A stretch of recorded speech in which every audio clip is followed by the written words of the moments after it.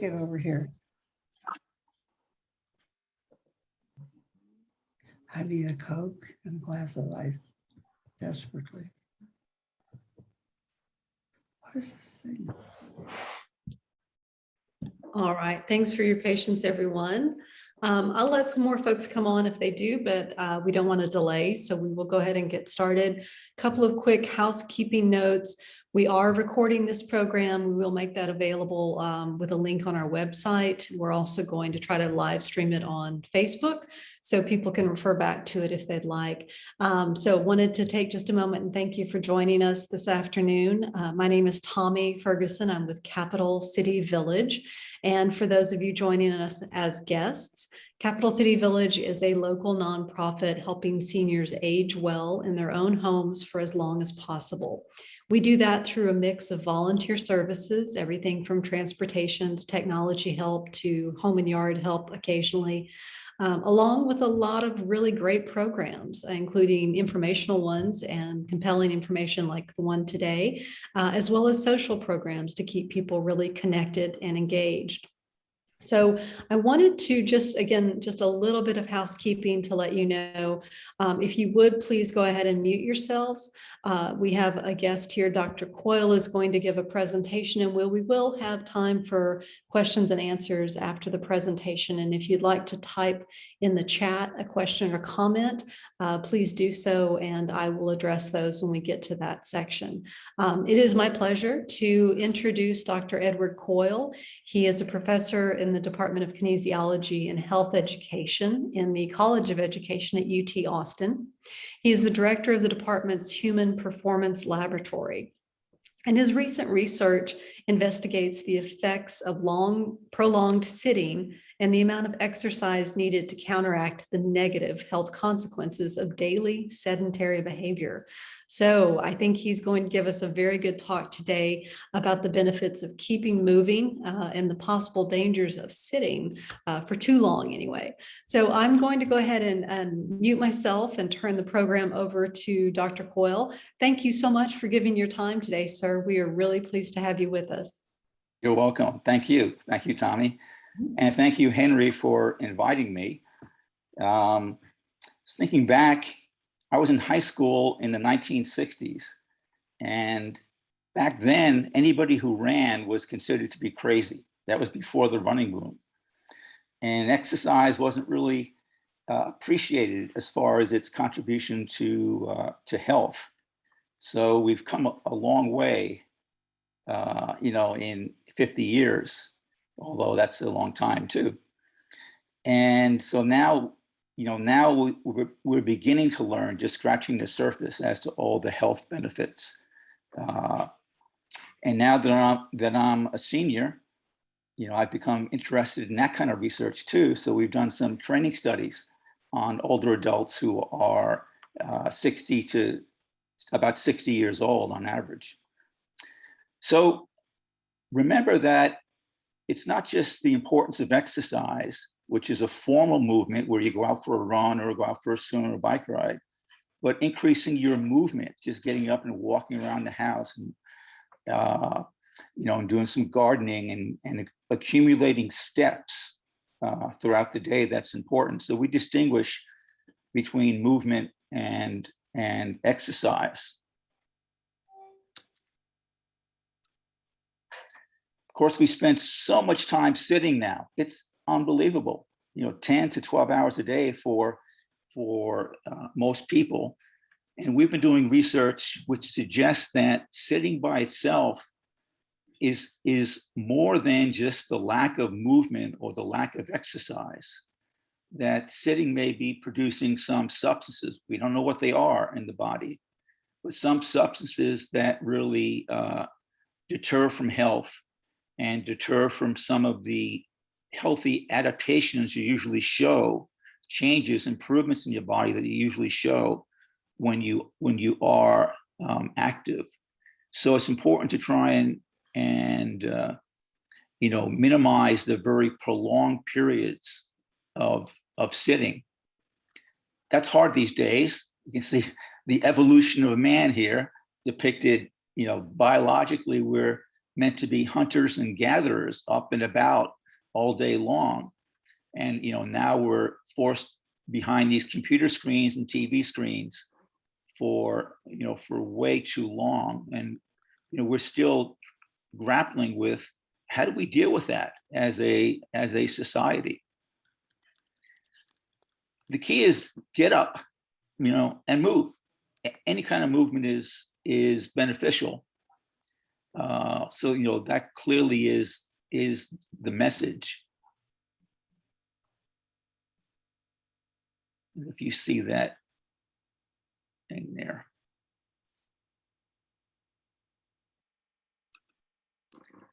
So the physical activity recommendations is for them to is forget the voice.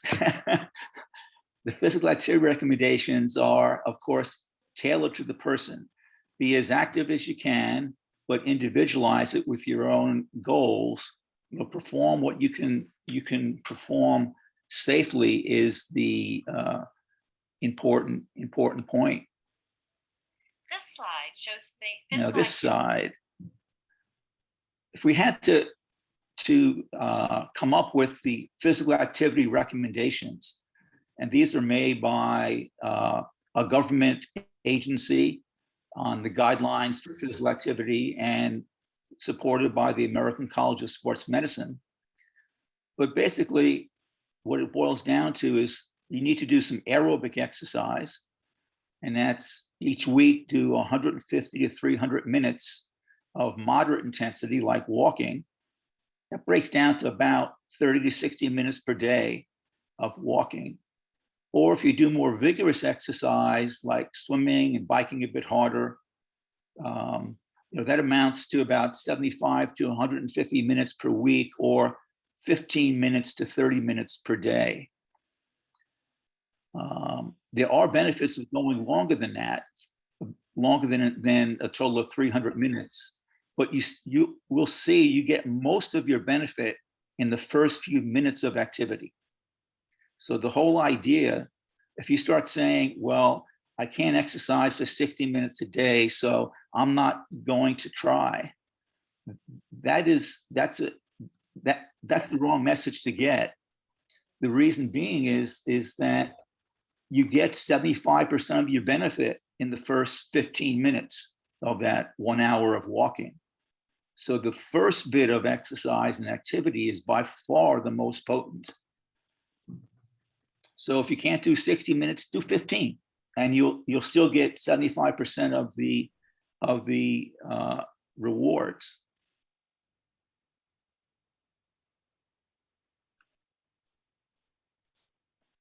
Now, you can boil it down to steps per day also. And we often hear this number, 10,000 steps per day. And that was, that was never scientifically developed. It was from a Japanese pedometer maker who threw out that number, which is stuck, but it's not too far off from being accurate. We've done some research and looking to see how many steps per day is necessary to maintain a healthy fat metabolism and fat burning ability. And it turns out it's between 7,000 and 8,000 steps a day is sufficient. So that's walking about 3 miles, somewhere in that area. You also want to do some motor activity, meaning balance and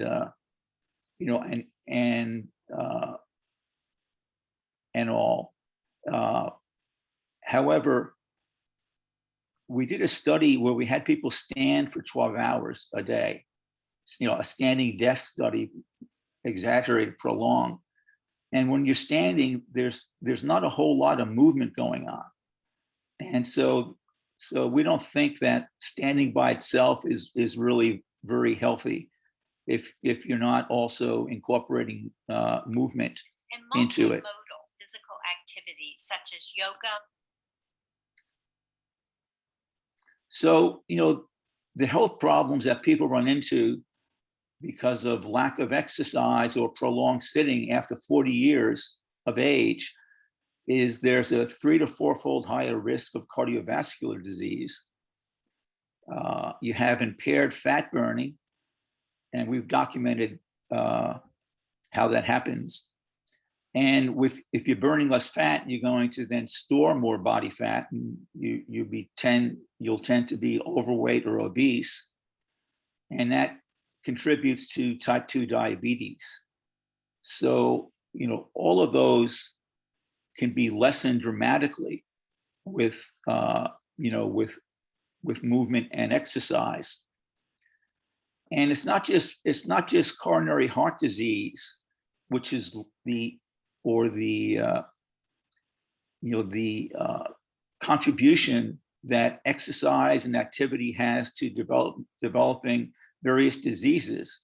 We often think of coronary artery disease, and it's true.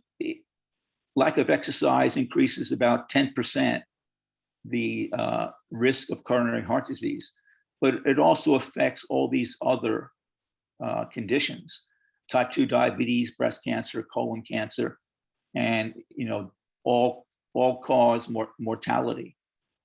So we've learned that movement and exercise and reducing sitting have a lot of broad health benefits that we're just now beginning to understand some of the molecular reasons for it. This is a busy slide, that comes from the physical but activity. it shows the risk of dying, of all-cause mortality, versus how many minutes per day on the bottom axis, how many minutes per week on the bottom axis that you're active. And so, it's a curvilinear. And what it really shows is that people who are in the getting no exercise, have a very high risk of mortality just by doing a little exercise. You can, just by doing a little exercise here, you can dramatically lower by 25% or 35% your chance of all-cause mortality. And then you can see this curvilinear relationship. So when recommendations are made as to how much exercise should people get, we wind up falling in this range, of about up to 150 to 300 minutes per week of activity. But again, like I mentioned before, if you are totally sedentary, if you do even a little amount of movement and exercise, you have a big drop in your risk of premature death. And then going longer than 200 or 300 minutes per week doesn't really get you any better of a prognosis. In fact, some people think that if you go too long, you wind up reversing it and increasing your risk of dying just a little bit.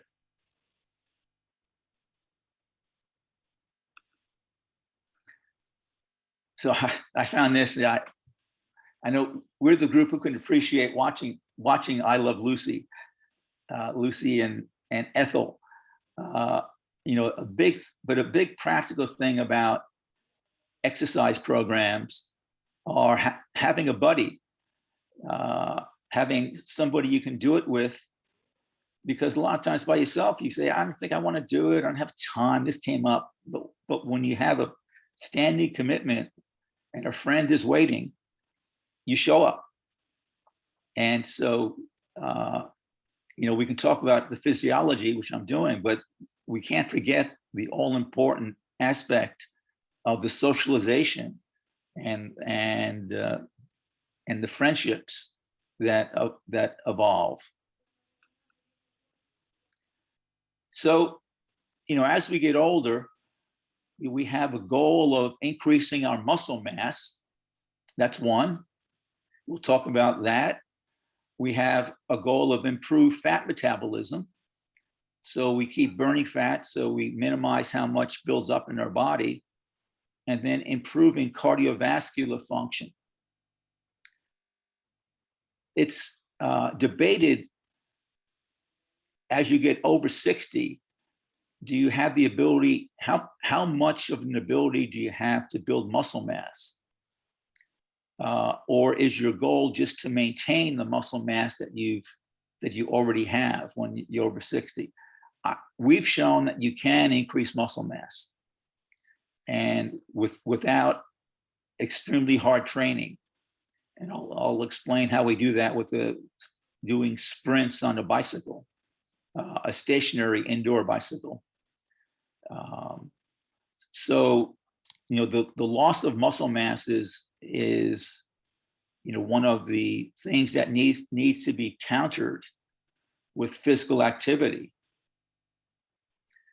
If we see this, this depiction of a person through their elder years, in maybe their 60s here and 80s here, of course, you see a large reduction in the amount of muscle mass that you have.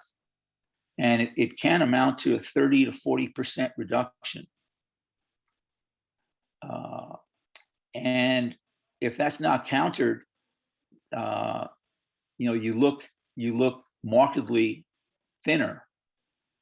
But what happens in today's society is people are losing muscle mass, but they're putting on fat, they're gaining adipose tissue around it. So their whole body doesn't look that much different, despite the fact that they are still losing a lot of muscle. And I'll show evidence of that.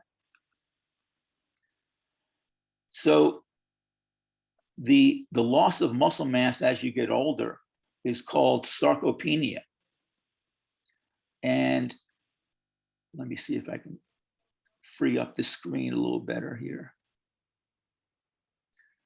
And by 75, people show on average a 30 to 40% decline in muscle mass, and even greater reductions in muscle strength and function, which is why they're more prone to falls and all.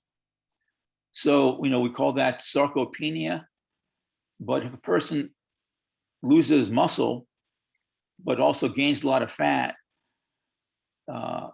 then their muscles may look something like this. If this is a young person, this is a cross section of their thigh muscle, and it kind of looks like a steak. It is. It's a thigh muscle steak of a person, and the muscle is the darker color, and the white around it is fat. So you can measure the composition of a person's leg very accurately using this. And these are done with MRI scans. And you can see here on the next one, as the person gets older, you can see, although the size may not be changing very much of the outside, they're losing muscle and they're gaining fat. Tommy, are you able to see the full screen?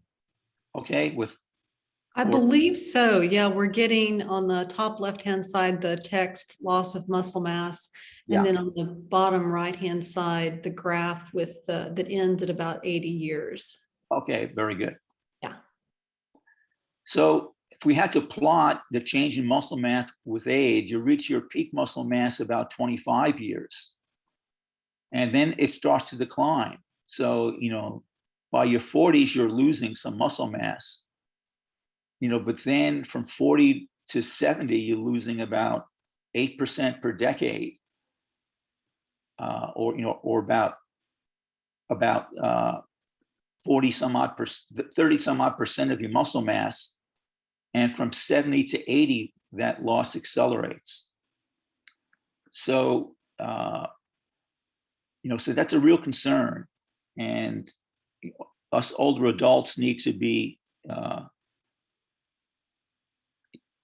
aware of that and looking for ways to try and build muscle. This shows just some more graphic illustrations of a person who's 33. This is a woman who's 33. And you can see a fair amount of muscle and the middle part's the bone, and then not much fat around the outside.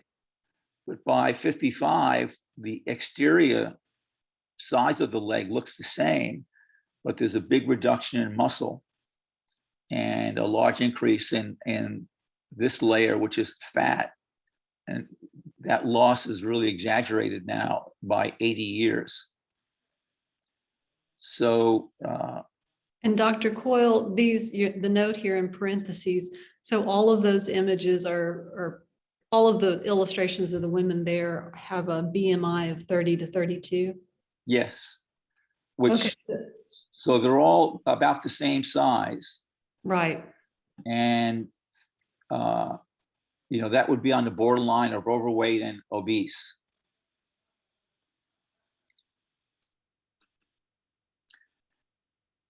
Now, I'm not sure this is such a factor in older adults, but lack of time is the main reason people don't exercise. They just can't squeeze it in, and they see that it requires an hour per day, and they just don't, and they don't have a team there who's waiting for them or friends, so they don't make time. That's something as a society we need to try and counteract. To do that, we've come up with the idea that we can use a stationary bicycle, and we call this the power cycle. And it's a bit unique than a regular bicycle, a regular exercise bicycle, in that it has a heavy flywheel, and it has no resistance on this flywheel when you're cycling it. That the resistance is simply the moment of inertia, so we call inertial loading, where you have to get the heavy flywheel moving. So it's heavy and it's hard to get moving, but once you get it moving, you go faster and faster. So we have people sprint on this. They go as hard as they can for 4 seconds, only 4 seconds. And they're going from stationary to 150 revolutions per minute. And so they're going all out as hard as they can. And it's really a very good exercise for the muscles and for the nervous system. And if we give you only 15 to 30 seconds rest in between, wow, your heart rate gets up there too. It's an aerobic exercise. So we're able to meet both the aerobic exercise and the strength and power by doing 4-second sprints. And so we developed this to test professional athletes because they need to be very powerful. And if they're doing too much training, their power declines. And so this is Tim Duncan with the San Antonio Spurs. So we would measure them periodically throughout the season to make sure they're still fresh. They still have good legs, so to speak. But then we adopted it really as a way to train. And the group that, in my opinion, needs the most attention in training is older adults, for the reasons I've discussed as far as losing muscle mass and strength.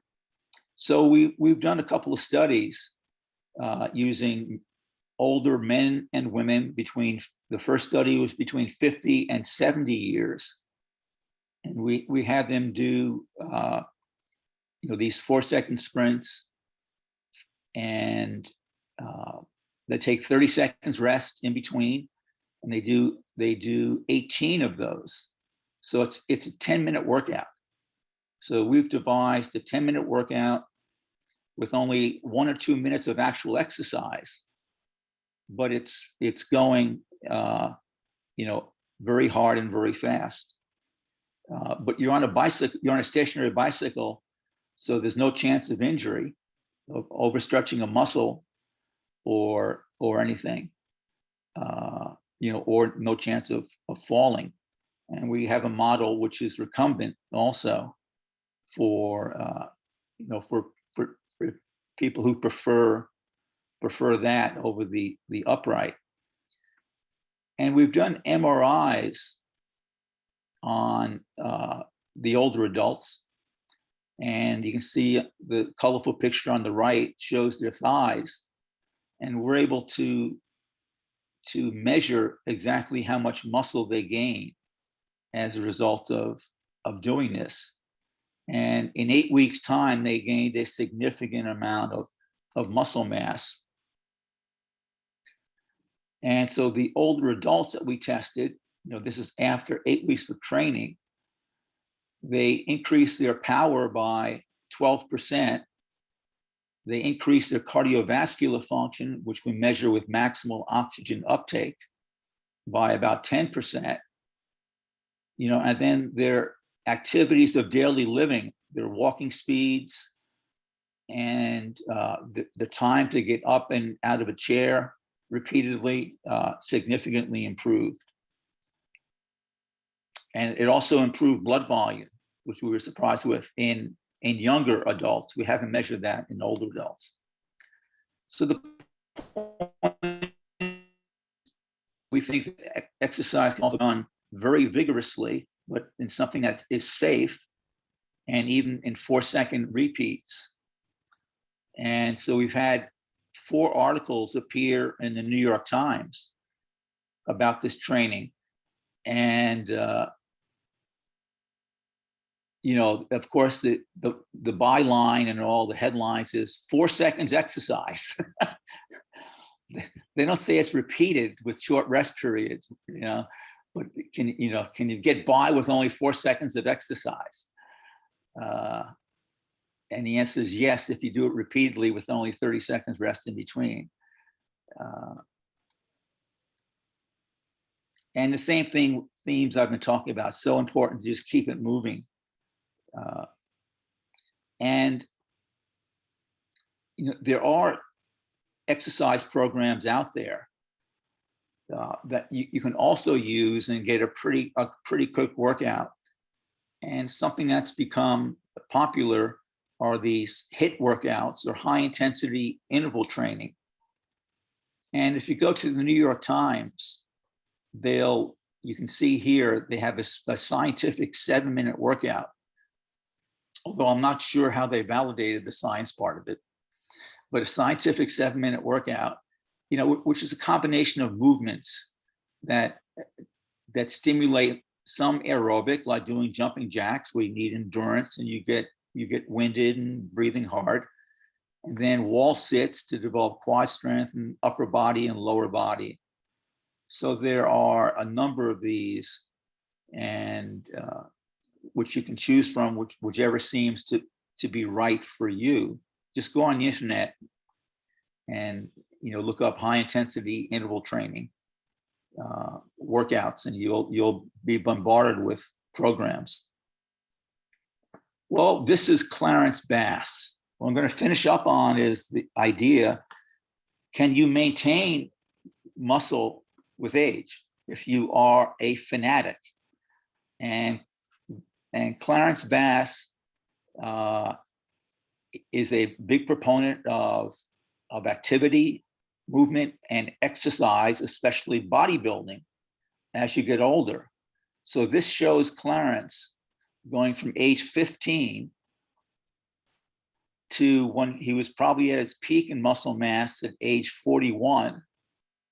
And you can see he was able to maintain pretty well to 65, and hey, 78 is not bad. Especially his legs and all. So that's still a question we're addressing. If older adults do, I won't say more strenuous. I think smarter types of exercise training and including the right amount of high intensity.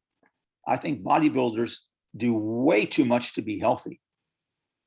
So I'm not saying this is the epitome of health, but I'm saying maintaining more muscle mass is a good thing, more than the average person does maintain. And there are some individuals, whether, you know, with a fanatic training schedule, whether, you know, a large percent of the population can maintain their muscle mass into their 70s and 80s, is an interesting question, which I don't think we have the answer to just yet. So here we see one gentleman who in his 30s looked like this, and remarkably in his 60s looked like this. Not a big difference.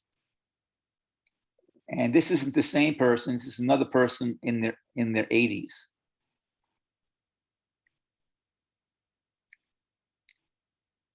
So I'll be willing to take any questions right now. And Looney Tunes are my favorite cartoons when I was a kid. So I'm pulling out all the old timer stuff here. That's great. Wow. Yeah. Thank you, Dr. Coyle. That was fantastic. Yeah, let's open it up for some questions or some comments. I know I have several, but I'm going to scan the crowd here really quickly and just see if there are some folks. It looks like Mart, you were the first one to raise your hand. So if you will unmute, and then we'll go to Henry. Okay, so Mart and then Henry.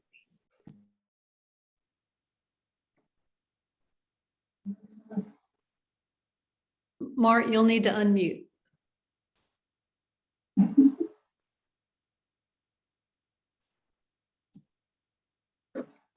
All right. Well, Mart, maybe there you go, Mart. Go I got ahead. it. Okay. Can you hear me? Yes. Can you hear me now? Yes. Oh, Go ahead. you can hear me? Yes. Yeah, okay. Dr. Coyle, how do we get in a study? Oh, it depends on what kind of studies we're doing. Send me an email and I'll keep you on record. I'm not sure I'll be doing any more long-term studies because I'm in half retirement now. Sure. Excuse me. I think the interesting thing, I don't see, and I commend you on what you're doing. I started running when Dr. Cooper came out years ago and learned how to run.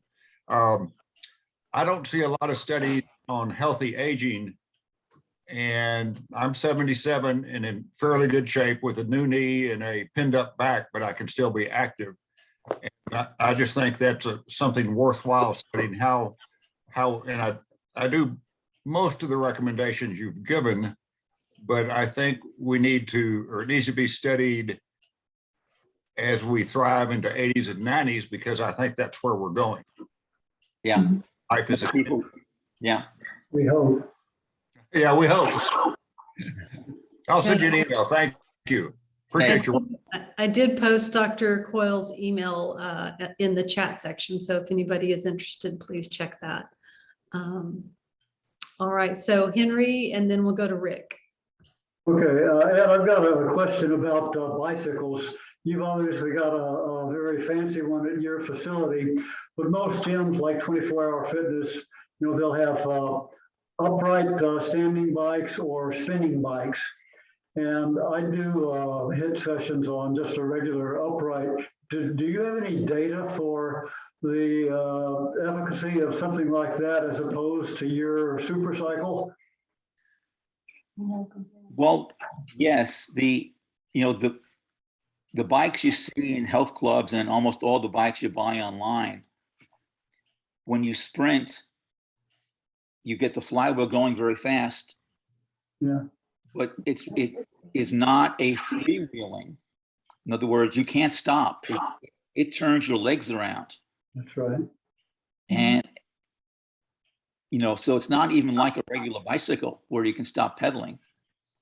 And so you can't use those because you'll sprint, get up to 150 RPMs, and the flywheel will be turning your legs around, and you have to try and slow it down with your legs, and that produces stretching on the muscles, eccentric lengthening, and you get sore, and you damage muscle.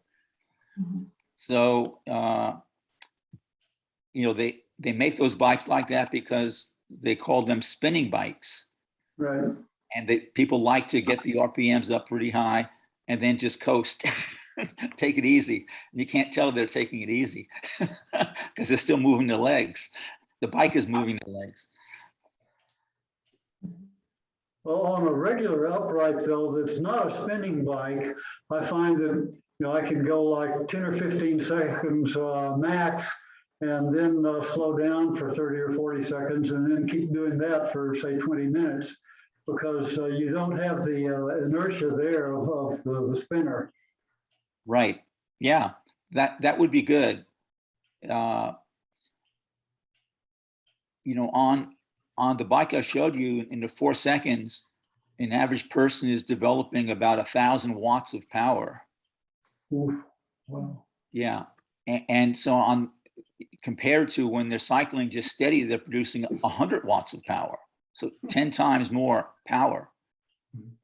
So that's why that training may be so effective, is the power is so high, you can only hold it for a few seconds. So that's why we designed it the way we did, so that it would be safe, but you can safely really go all out. Nice. Okay. And then Rick, I think you had your hand up, so you'd be next. I have this device. It can fit under a desk. I have it sitting next to my desk. It's not a bike, but it has the pedaling. It doesn't have the free flywheel I think you're talking about. But Yeah. you have any comment on something like that? Better than nothing? Exactly.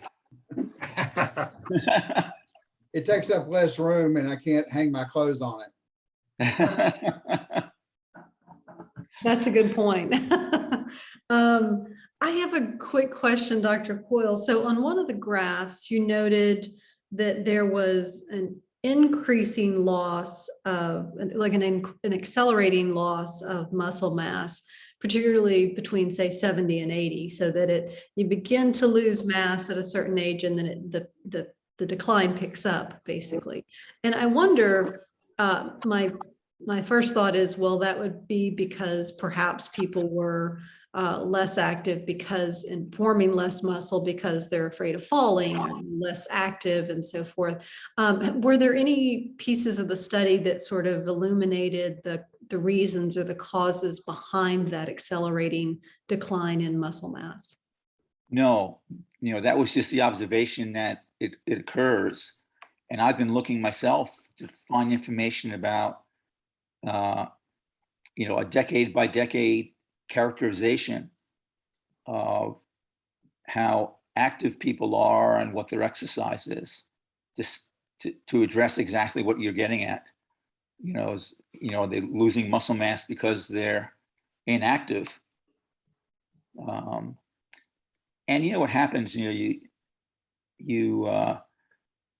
wind up having an injury or a sickness, and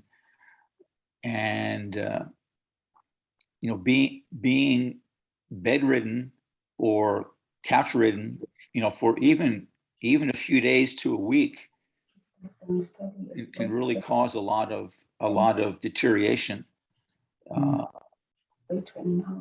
So it's good to see in the hospital now, that they encourage people to get out of bed as soon as possible and walk as much as they can around the hospital ward, because being inactive, is will cause a fair amount of loss. Gotcha.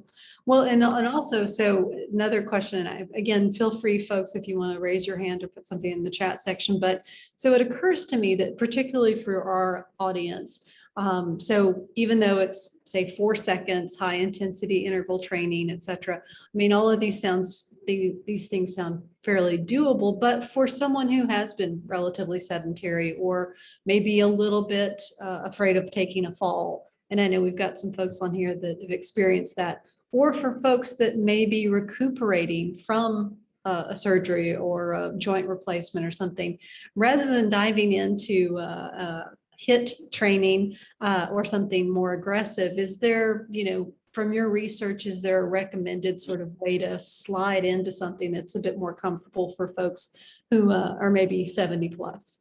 Yeah. Walking, of course, that's the typical, and maybe even climbing stairs in an environment where you can hold on to both rails if it's a narrow stairway, so you have support on both sides with your hands. Those are really a good start. That's great. And I think Gail Glick, did you raise your hand as well? If so, you'll need to, oh, okay, my mistake. And then I think Henry or Ellen, you may have had another question. Just one real quick, Ed. Do you have any data that shows the effects of, say, strength training on mental acuity? What I'm trying to, there's data showing that both being active, not sitting all day and getting up and moving, helps mental acuity. I haven't seen any studies that look specifically at weight training or strength training, but I would think it, if general activity helps, I would expect that weightlifting would help also. But I can't quote a study for that. And then another question occurs, was there anything in the research that you encountered that really talked about the influence of balance? Because you mentioned like climbing stairs and having some supports on, at least 1 or 2 handrails.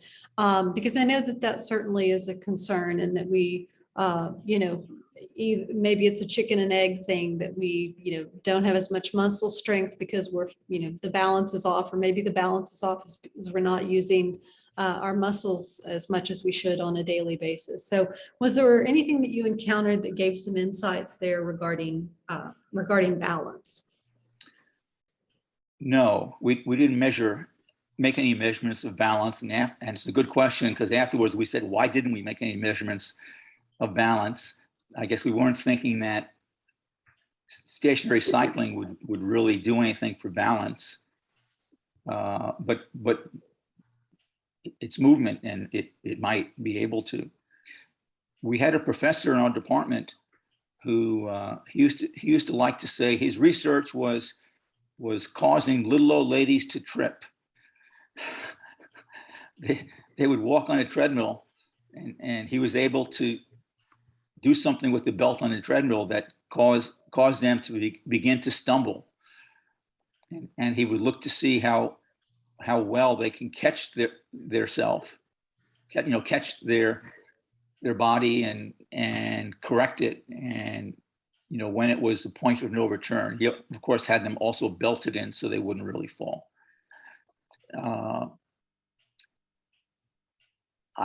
So that kind of work is going on. I don't know what the results are, but I've seen statements that weight training can reduce the incidence of falls. But again, I don't have a reference for that. Well, it certainly makes sense. And I know that there are some balance classes, some that, there's, I think, a matter of balance, or there's several offered through groups that we support and do some work with. So if anybody's interested, please give me a holler. But that really does sound like very good research. And I just want to scan really quickly and see if there are any other questions. Go ahead, Mart. Yeah. There was an article, I think, in the New York Times, maybe last week or this week, in their Science Times, about the results you could get in terms of if you did your, say, this is kind of an estimate of what it said, 15 to 20 minutes of aerobic type work, even if it's walking, before you did 15 to 20 to 30 minutes of muscle building with weights. And their finding was that if the aerobic work was done before the muscle building work, and I've been working out with very light weights because of a shoulder issue, that the muscle fiber could build more quickly.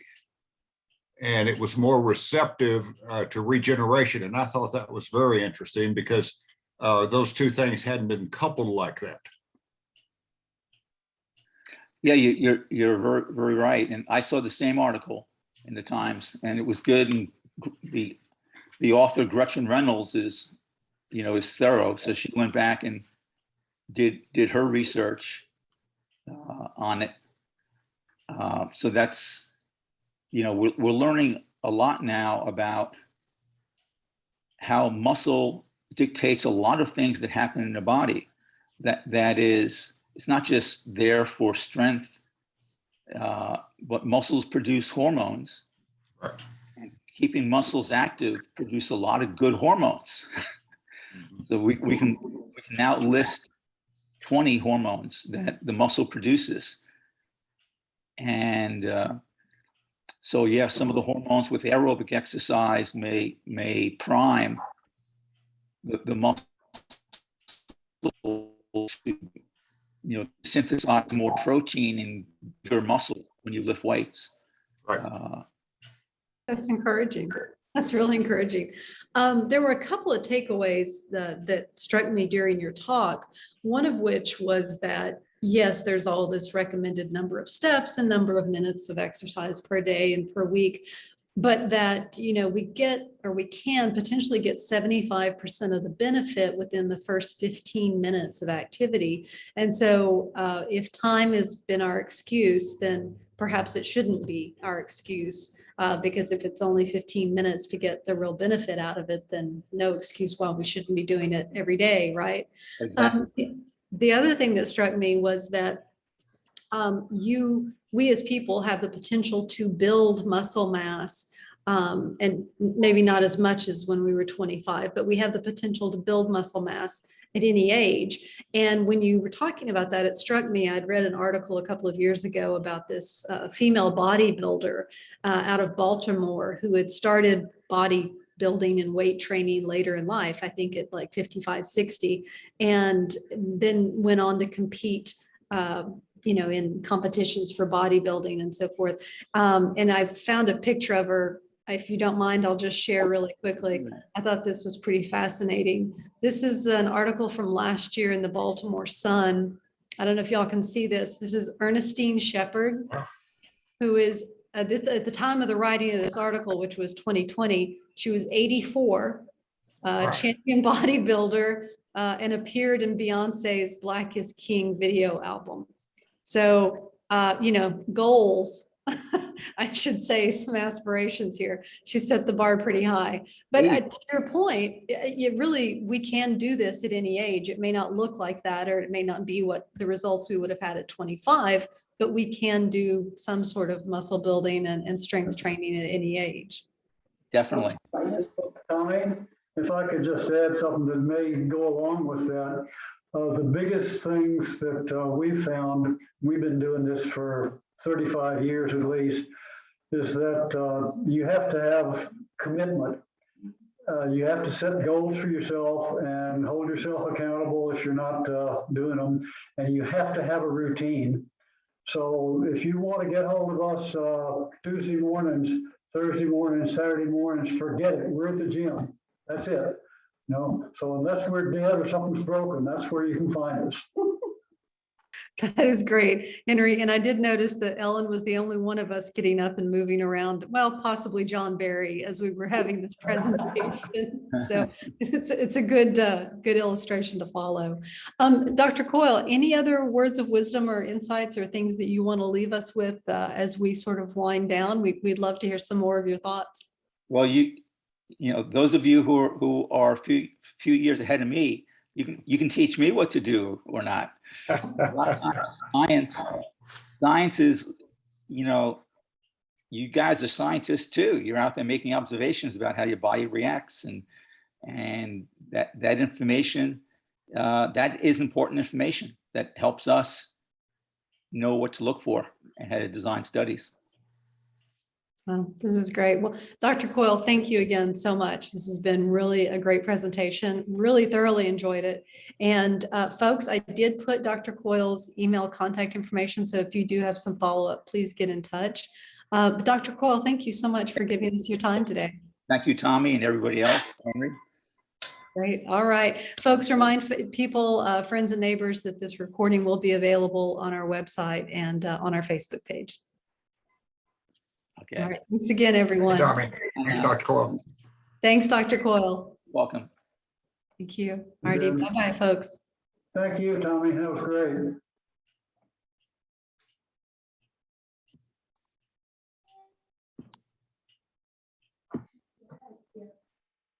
No, it's closed out there. It's okay. Well, we can send them an email about it. I'll send something to Tommy.